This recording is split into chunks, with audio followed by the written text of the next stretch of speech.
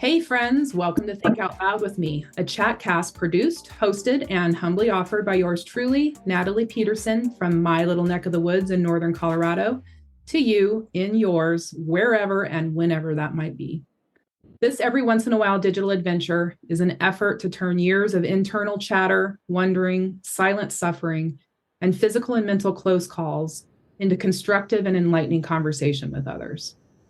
Time is our most valuable asset, and you have a lot of choices on how to spend it.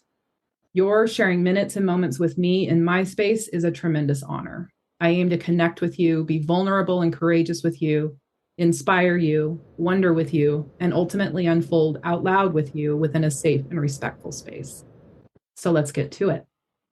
The universe has issued every single solitary one of us an irrevocable license to be curious, and I aim to take full advantage of it. Today is no exception as I welcome my beautiful guest, Madrone Kalil. Madrone is a certified End of Life Doula for humans and animal companions. She is a death and grief coach, educator, certified breathwork facilitator, warrior goddess facilitator, creator of Threshold Circles, and a Sun Door Firewalk guide.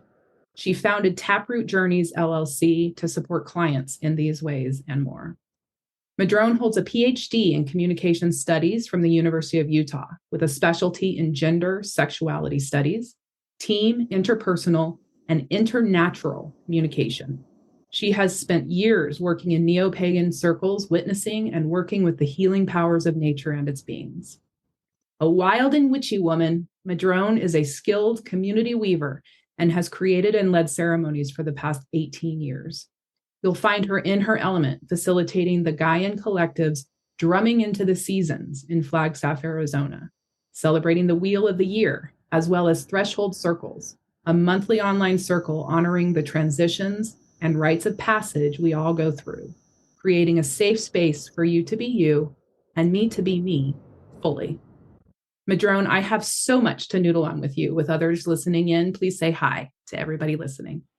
Hello, Natalie, and everyone out there listening. Thank you so much for that beautiful introduction. It's a huge honor to be able to spend some time talking about all this juicy stuff in life that is, I love what you said about the curiosity, right? So I'm happy to get into it. And I love this noodling. You'll have to tell me more about how you got into talking about noodling. Let's noodle on this. Yeah, for sure. It's I don't know where I picked that up originally, but man, I've made it mine. So you and I met as co-authors in helping Tina Green, the self-love queen, bring life to the life-changing power of self-love, an essential guide, which was released in early November, right? And quickly climbed to bestseller status on Amazon. Madrone, you penned chapter 7, You Are Not Broken, Finding Love in the Pain Points, where you pull back the veil and share some intimate details of living with and discovering beauty and strength in a life of chronic pain, right? Yes. I'm going to read just a short paragraph if you'll let me. Yes. Chronic pain offers no choice because it is invisible, just like not all disabilities are visible. Sometimes I wish I was wearing a body cast so people could see I was hurting, or wish I had a sign that said, it's a 7 out of 10 for pain in here today, to signal empathy or sympathy. There are so many scripts in our world, especially for women, dictating the importance of superhuman independence. Yet we know no one can do life all by themselves. We are riddled with contradiction. I would love to know more, just with that as kind of a sounding off place, what the experience was for you putting words to paper and bringing such intimate details of your personal story to life and sharing it with the world. Yeah, so I found myself being a bit emotional listening to you read that. I don't think that I've had anybody read my words like that to me. So I really appreciate the opportunity to be on the receiving end of something that comes from my inner core like that. That is a gift we don't get very often. And that little passage, so I was 16. I'll be 50 in March, so like 3 months. So we're talking about a lot of years. What is that? I'm not a math person. 30 some years of dealing with this degenerative disc issue. And that way of talking about it, I wish I had a cast, or like something that would signal to others. It's a 7 out of 10 pain in here. Was my first way of sort of trying to articulate what it felt like living in this body. So before I even had any words to talk about, like invisible pain and, chronic pain, I didn't have any of this articulation. I was 16, right? What are 16-year-olds concerned with? I'm like, why can't I go on the canoe with my friends because the waves are too rocky and I can't walk for a week afterwards or something you know what I mean? So it's like, I'm more in the I just can't do. And so it's been such a journey to get to the place of what's empowering from things that are limiting, in our lives.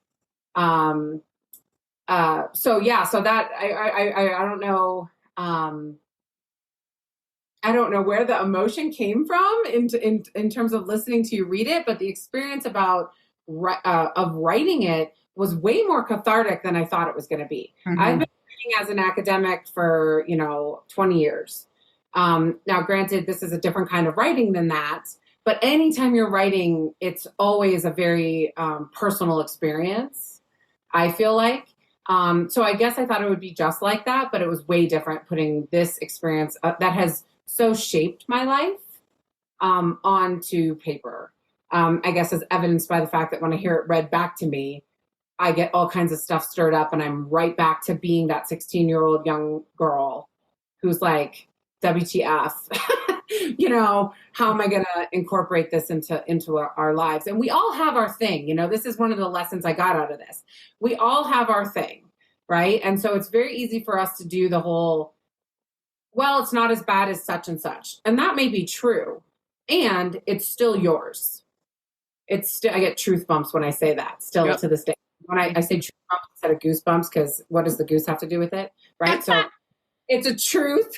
It's a truth for me. So my body reverbs and it gets all the goosebumps, right? But they're truth bumps. Anyway, so I get truth bumps when I say that because it's so resonant, right? It's like, this is my thing and I have to walk with it this lifetime.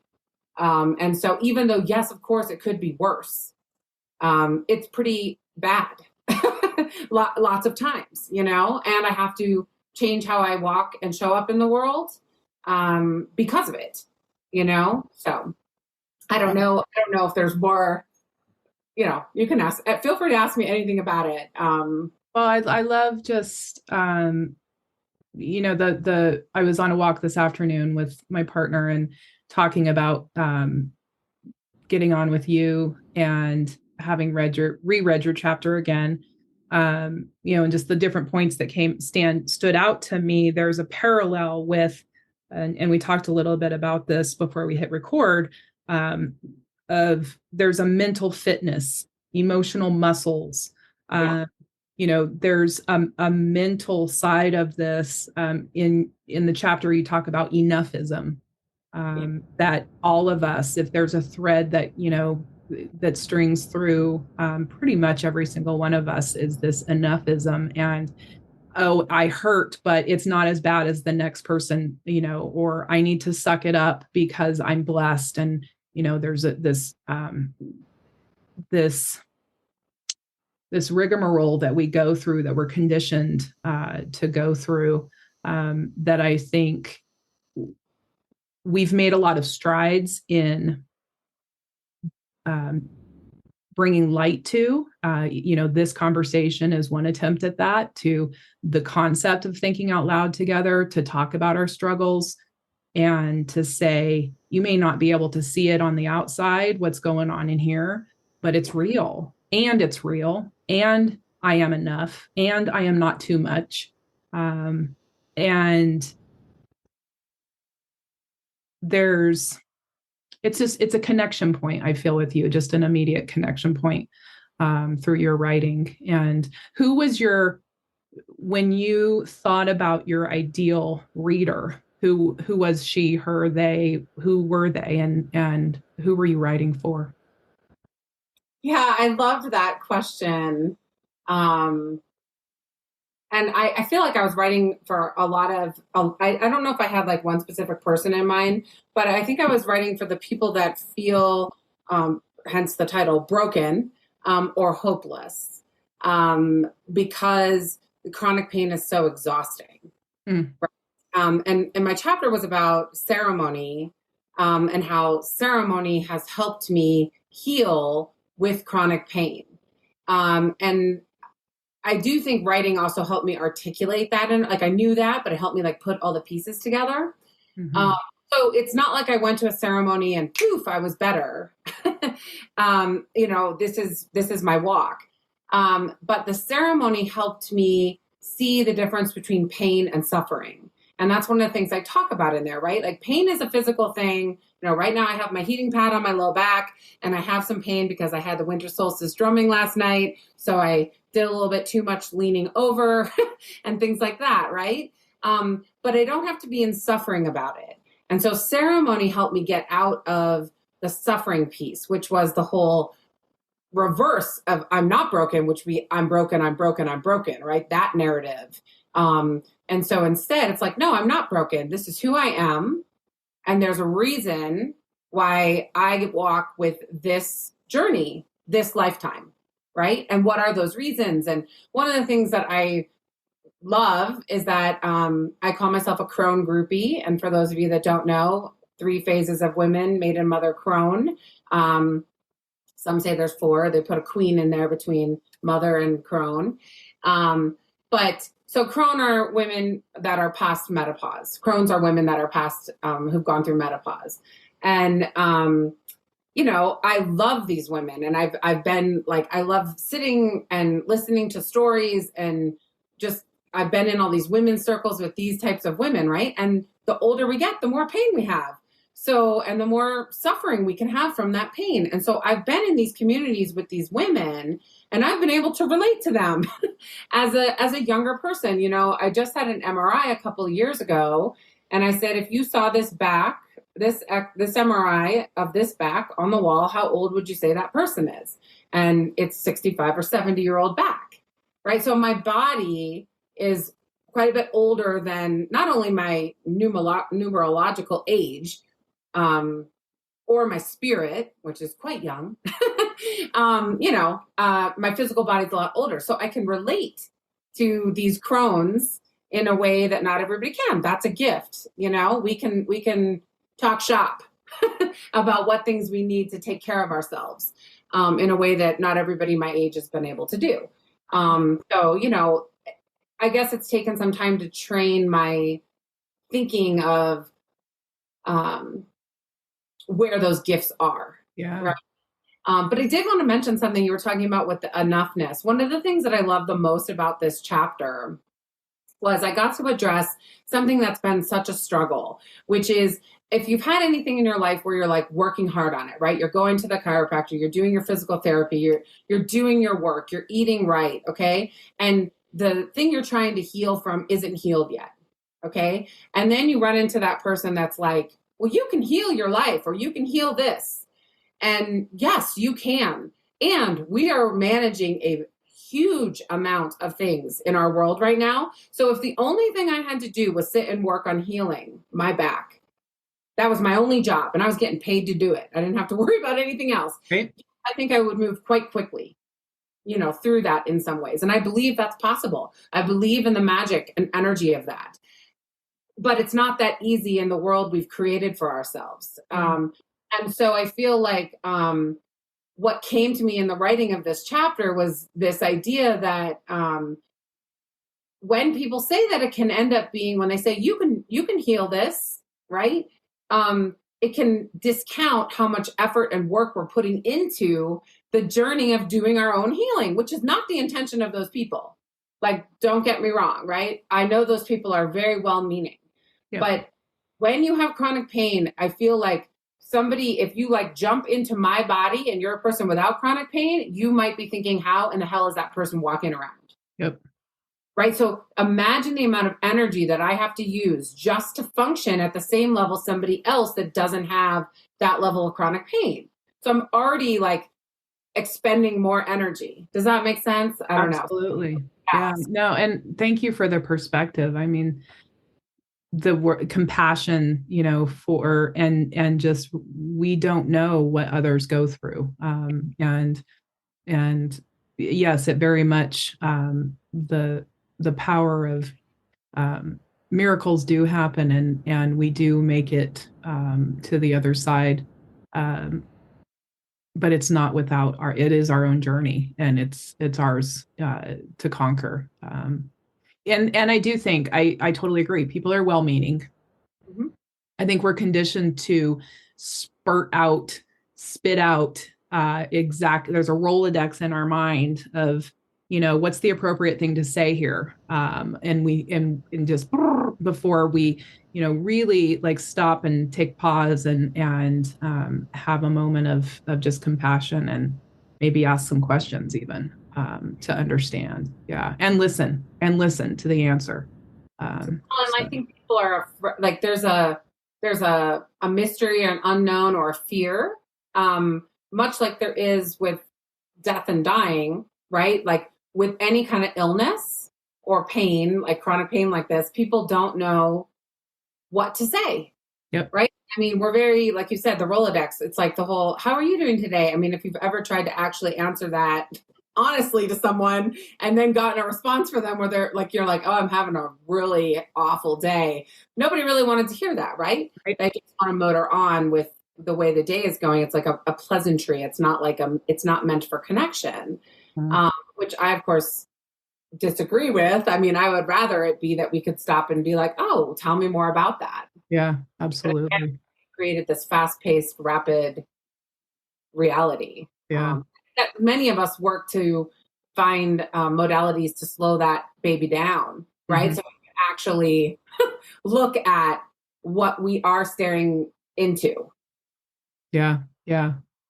You mentioned death and dying, and I want to make sure we spend a few minutes, not a second, a few minutes.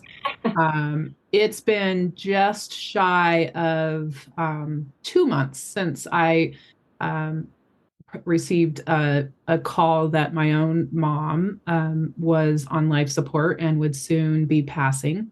And within a few hours, I was on a plane to Memphis and walked into the room to be at her side at 4:00, couple minutes past 4, and holding her hand and praying that she be relieved of her suffering and her worry, that she made a daily had a daily habit of, witnessed her last physical breath just at a few minutes past 5. So did she wait for me? I think she did. Were we close? No. In fact, I'd say we were actually somewhat estranged. But in those last moments together, I'm going to get emotional myself. We returned to a very original state of mother and daughter, and shared a very quiet and a very real love for each other. And the energy was pure that I felt. And I know that she knew I was there. And then the room and the world was quiet for just a few minutes while I got to help her release. And so I recognize, I recognize and have been sitting with the significance of that experience I shared with her. And Madrone, as an end of life doula, what a phenomenal role that you play. You believe and you teach that the dying process, these are your words, that the dying process done well and even with drama is one of life's most potent gifts, filled with more growth than we can imagine. Can you just think out loud with me about this beautiful gift that you bring to the living world and to those that are passing? Yeah, first, let me just say sorry for the loss of your mom, and thank you so much for sharing your story. It's like when someone shares a story like that, I feel like I'm right there in the room with you, and in that moment, you can feel it. Um, I'm not like I was, but it's so powerful. In our world, we spend a lot of time talking about birth, Mm. and we don't spend as much time talking about death and dying. And so I'm really about bringing life to conversations about death, right? And so you think about it, when you have a birth, you get a midwife or a doula, and you have all of this preparation for the coming in to the world. But for the going out of the world, this realm, when we take off our earth robes, we don't have this same container set up that we do. And much like I was blessed to be present at the birth of one of my nephews, and wow, did we have a lot of things planned. And did any of those things really go as planned? No. But much like when we create a ceremony, the ceremony begins when we start the planning, right? Mm-hmm. So the ceremony of birth begins when we start that planning. And because we don't do the ceremonial pieces, we're de-ritualizing death and dying in this culture, in this world. We aren't as set up to experience the literal magic and gifts in that moment. I mean, you just described going back to the primal connection you had with your mother, whether you were you don't even have to have been in the womb, right? But mm-hmm. that mother-daughter connection at that moment of last breath. And I can't think of anything that's more magical than that. And being witness to any entity, the last breath is like just filled with so much beauty and mystery and grace. I feel like it's the true definition of grace. And I actually have a hard time using words to define grace. It's more of like an experience. So I at this point in my practice am really on the educational component of that, and I'm in the really trying to help people see the importance in having the conversations, in being prepared. So not afraid to talk to your loved ones, but also like, you don't have to be somebody who's ill or old to be having this conversation. I mean, really the cultural shift that needs to happen is that from the moment we're born, we're also having conversations about death, right? So that, we have all of our things lined up, like we've written our own funeral. We understand the importance of ceremony and ritualizing that, so that it's meaningful for everybody, because death, as we know, is about the living. The person who died is off to the next journey. Yeah. Death is really about the living. And so that's why it's like when we do death and dying coaching or grief coaching, right? It's all about enriching your life now. People think this is like maybe not for them, right? Because it's for something at a different time in your life, or that you have to have gone through some giant loss. And we were talking earlier about learning how to train our grief muscles, if you will, with all the smaller things that we grieve in our life, so that when the bigger things happen, we have some sort of muscle memory to fall back on, so that doesn't mean we aren't going to be devastated. The definition of bereavement, which, as my nephew would say, is an old timey word, but it means to be torn apart. And that's what happens no matter, like with the quote you read about the drama. And we can't, it's true. Death brings up a lot for family units, right? So there might be a lot of drama in there, but one thing I promise is there's also a huge amount of growth. So yeah, sorry, I have to cut myself off because I just get so, I'm both passionate, fascinated, and curious about the entire process and journey. Well, and that's your gift, is to be able to sit in a role, the role that you play in. I'm going to start pulling words out of just what you've been sharing and the experience of it, to have a guide, to have someone that's walking with you that has, it's the opposite of being removed from the situation. It's being invested in it in such a way that you're able to guide as if you're one step ahead. You have no idea what they're going through. At the same time, you have every idea of what they're going through, and so you're able to just gently and confidently walk with someone. I imagine this place in my own journey and my own experiences of finally getting to a place where, as I've learned and I've grown, I've been constantly reaching for the hand that's been extended to me, and it's in different tribes. We mentioned Tina at the beginning. She was somebody that early in my own kind of headspace and I'll say my own crazy making that I had. Her hand was extended, and man, I grabbed it. And finally getting to a place where I can confidently turn and extend my hand back. I'll never stop looking for the hand extended, but I now have the ability and the confidence and the space and the peace to extend my own hand back and to pull. And it feels like that's a place that you play. That's a role you play beautifully. And thank you. That's like a super awesome visual and compliment. Thank you for that. And I just think we need to not understate how hard it is to grab that hand. Mm-hmm. So many folks. Mm-hmm. Right? That hand is extended. I mean, we have a lot of hands extended around us.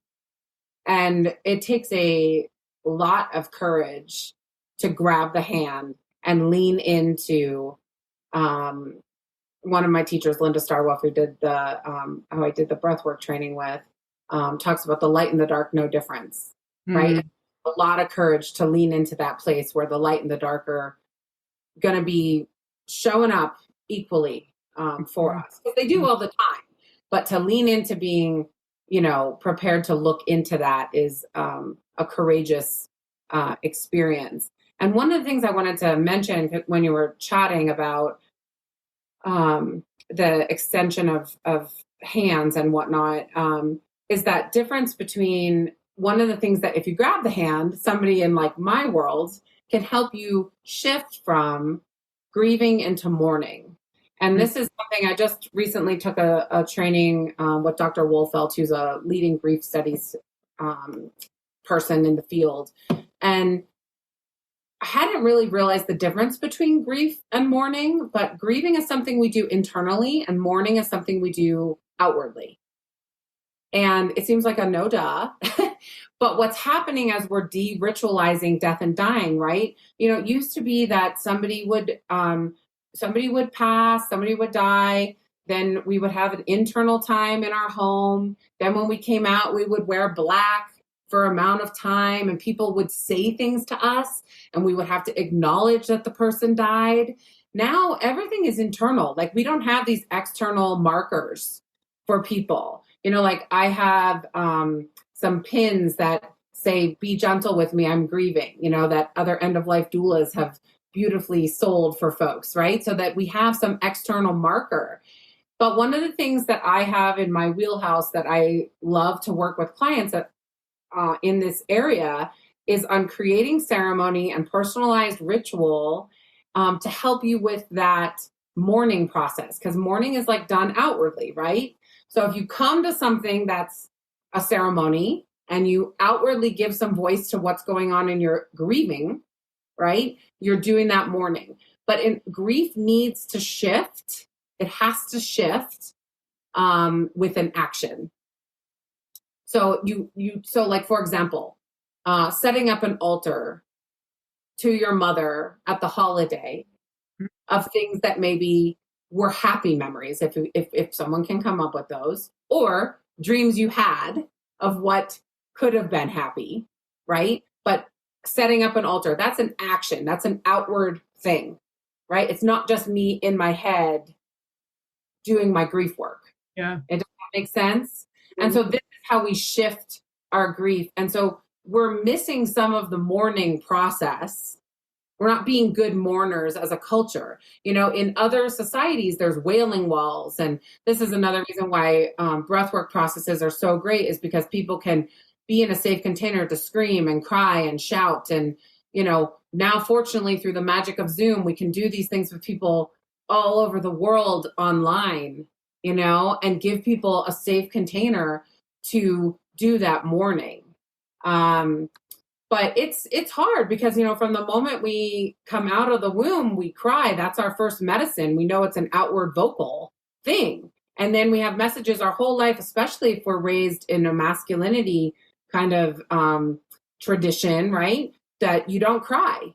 Don't show that to people, right? And so there's just a lot of work to be done in this spot of grief to mourning.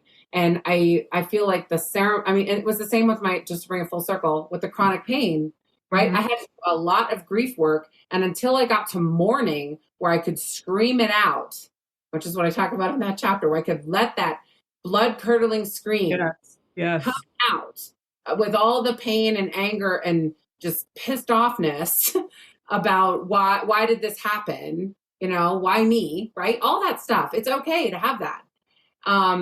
You know, I couldn't really move forward until I could do that release. So, and you have to sometimes keep going back and doing it again and again and again. You know, it's a spiral.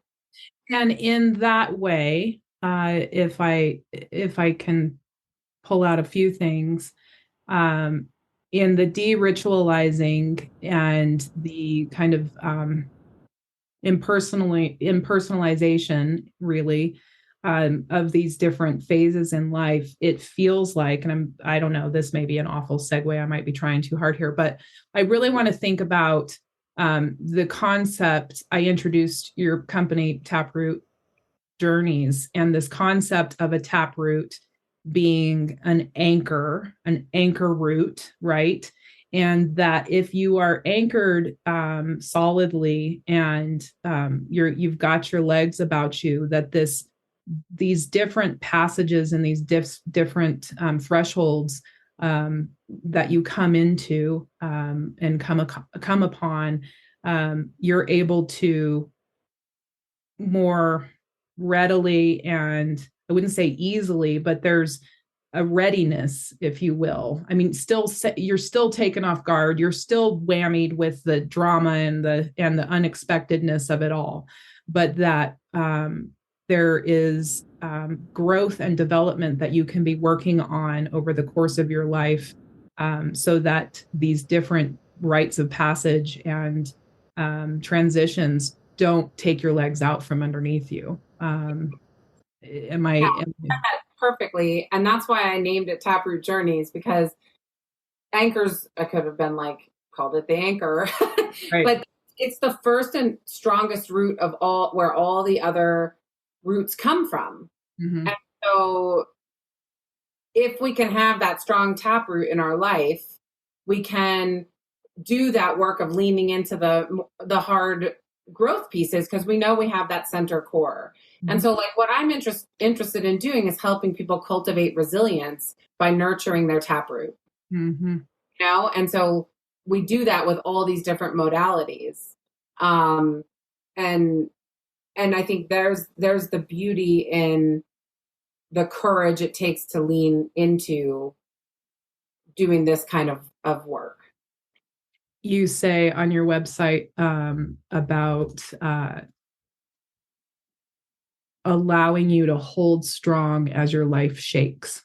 Yeah. it's such a visual for me. It's just like, wow, like it's like you can, that really is what happens. It's like life just out of it, and it can be out of nowhere. It can be long time coming, but it's like the ground starts rumbling and the emotions start percolating. And man, throw a family in there, throw any of the bazillion other things that we're dealing with, that timing, we can't possibly control, no matter how hard we try. And yeah, it's this ability to stand strong in the amidst the crazy, right? There's loving crazy. Love, it's a beautiful crazy of life. Yeah, and it just takes a lot of practice. I mean, that's why we call it a practice, like a Yeah. spiritual practice, right? Like we don't just like, I mean, I'm a lifelong learner. I'm going to keep practicing this my whole life. Mm-hmm. And there are some things that I feel like I have down, and then something happens and I'm not as down as I thought I was, right? And then because I have a stronger taproot, and sometimes that strong taproot is just even the awareness and understanding that you can grab a hand. Yes. Right? That you don't have to do this by yourself. You know, and I'm constantly working with the seasons and the elements, metaphorically and sometimes physically, but like this is where I have a new offering. It's a fire cycle coaching session, and it's 4 sessions, and we kind of go through the spark, the flame, and the ember in our lives. And there's another little one in there, which is the air, and that's the breath work piece where we clear our fire pit, right? So we got to get rid of all the the stuck stuff that's making it so we can't really actually stoke our flame, right? Burn as brightly as we can. And today, again, I just can't say enough about like what we have done to ourselves as a world. You know, I'm all about like I there are so many technologies I benefit from, and we have to be spending time paying attention to our roots. Yep. Right? To the earth, the elements, it's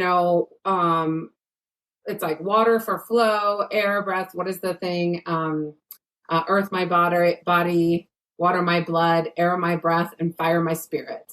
Right? Like this is a mantra that we have to be really living in every step we take. Yes. And it's a practice because these phones are distracting, right? And that's just one distraction among many. Especially when we're going through something really challenging like death and dying. Right? And so I just keep going back to how ceremony is one of the biggest healing gifts that we have. And I think we are ritual beings. We are storytelling beings, and we are ritual beings. And we have been like that forever. So this is something we know how to do well. It's just a remembering of putting those pieces back together to remember. Love it. Love it. Taproot Journeys is a very unique name, and it's easy to find online. There's your the new coaching session, the fire cycle coaching sessions is there. Taprootjourneys.com. You're on Facebook with the same extension. You're on Instagram with taproot.journeys, but just a simple search will pull you up. And then on LinkedIn, which I think is a completely untapped market for all of these things. Speaking of, bringing attention to the things that we try and stuff down and stay professional and keep our smiley face on at all times. LinkedIn, Madrone Kalil. You live in the snowy mountains of Flagstaff, way up Flagstaff, with your wife and your fur kiddos, as you call them. What are the winter months have you brewing next on your calendar of magic? Yeah, so we just had a beautiful winter solstice drumming yesterday. We did our Yule log a little early because it's, people are taking off for the holidays. Solstice is the 21st. So we just had that. And then The first threshold circle is February 8th. And that's under the events section on my webpage. And then February 17th. So that's an online circle once a month. And just to say this here, for anybody who is interested, we're really trying to create, I co-facilitate that with a really awesome woman named Erin McCusker, who has a group called Circles of Joy. And we are trying to create a container for people to walk together monthly, right? So you can drop in if you want, but we really are trying to get a group of people that can be in witness to each other once a month with all the many thresholds that we're crossing, rites of passage, transitions, etc., right? To create that supportive community. And what we do is we offer a little bit of some education. We have some time for reflection with music and whatnot, or meditation. And then we have a witnessing circle. So that's really kind of the format of those. And then I have a breathwork metamorphosis face-to-face event February 17th here in Flagstaff at Northern Arizona Yoga Center. And so really looking forward to that. It's called Shattering Your Limits of Love. So keeping on the self-love theme and really exploring through our breath work. And if you haven't done breath work, it's really more of like a trance journey in ownership of your own healer. And meeting that healer and releasing what's not serving you. And so perfect for the commercial Valentine's Day time. Really get into the self-love piece. And so shattering those limits of self-love. Beautiful. Beautiful. Madrone, thank you for being here and sharing such a special space with me. I have been excited to connect with you on a more intimate level, and this time together, and though short, it has exceeded my expectations, and I know that you and I will have much more to connect on, and I'd love to have you back. Thank you. As we grow together. Yeah, thank you so much for the opportunity to talk about all of these important ceremonies and topics that are so near and dear to my heart. It's a true honor to be able to I almost said circle. I feel like we're in our own circle here with you, and especially somebody like yourself that I admire. So thank you so much for inviting me. You bet. Thank you. Think Out Loud is a project. It morphs and it ebbs and it flows with my mood, what's on my mind and my heart, and with whom I've crossed paths as I wander. I have no end game of fame or fortune from its being aired, just that my words and the words of my guests give rise and light to another's sense of self and belonging. Casting brings me relief, actually, and I'm grateful for the strength to share and the opportunity to connect and find clarity and power and even my vulnerability. Every single cast that I've done and everyone that I do will fulfill me. Every conversation has left me enriched, and this one included. You can find every cast I host and more about my own magic online at bloomstruck.com. You can buy a book a session, socialize, and send me even sweet nothings there too. I appreciate you, Madrone, and I appreciate everyone who has listened. I look forward to thinking out loud with all of you again soon. Thank you. Tell me what's next.